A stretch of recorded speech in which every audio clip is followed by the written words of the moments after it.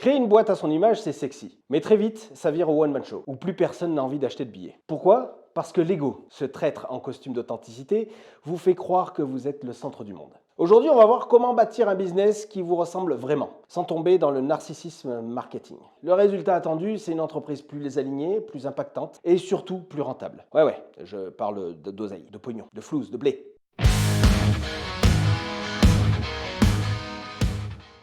Tout part d'une quête. Je veux être aligné, disent-ils. Alors ils mettent leurs photos partout, racontent leur vie sur LinkedIn, mettent leur prénom dans le nom de leur boîte. Et très vite, ça devient moi je.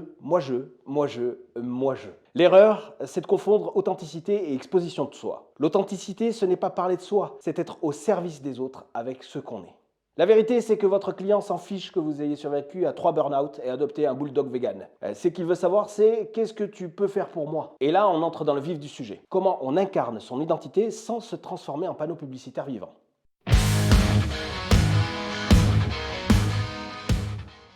Alors on va faire simple, une méthode en 4 points, pas plus. Premier point, la mission, c'est différent de l'ego trip. Posez-vous cette question. Si je n'étais pas payé, est-ce que je continuerais à faire ça ? Si la réponse est non, vous êtes dans un costume, pas dans votre vérité. Petit exercice, écrivez votre mission en une phrase en remplaçant tous les jeux par il ou elle. Si ça n'a plus de sens, retravaillez-la. Deuxième point, vos valeurs sont différentes de vos humeurs. Les valeurs, ce n'est pas ce que vous affichez sur votre site, c'est ce que vous appliquez quand personne ne vous regarde. Authenticité, transparence, bienveillance. Ok. Et tu l'écris sur ton stagiaire à 18h ?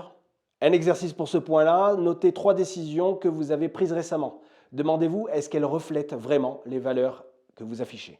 Troisième point, votre image. Elle est différente de ce qu'il y a dans votre miroir. Construire une entreprise à votre image, ça veut dire qu'elle reflète ce que vous voulez transmettre, pas ce que vous voulez admirer chez vous.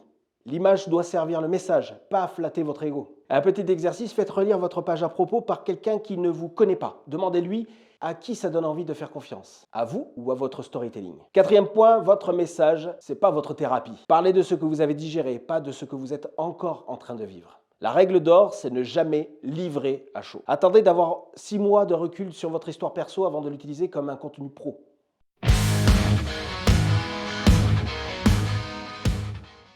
Alors qu'est-ce qu'on retient ? C'est que tout le monde a envie d'être authentique. Et vous avez envie d'être authentique ? Alors arrêtez de le crier sur tous les toits. Soyez au service, soyez cohérent et surtout soyez utile. L'authenticité, ce n'est pas une stratégie de marque, c'est un outil de confiance. Le résultat, c'est que vos clients achètent pour ce que vous leur apportez, pas pour votre ego trip. Et là, vous avez une entreprise qui vous ressemble vraiment. Une entreprise qui ne sonne pas faux et qui vend. Si ce que je viens de vous dire vous bouscule, c'est bon signe. Partagez cette vidéo à un entrepreneur qui commence à trop se regarder dans le miroir. Ou posez votre question en commentaire si vous sentez que ça pique mais que vous ne savez pas encore où. Et si vous voulez aller encore plus loin, contactez la boîte à outils des dirigeants. On vous aidera à construire une boîte alignée mais qui vend. Oui, on peut faire les deux. Salut. Dans ce voyage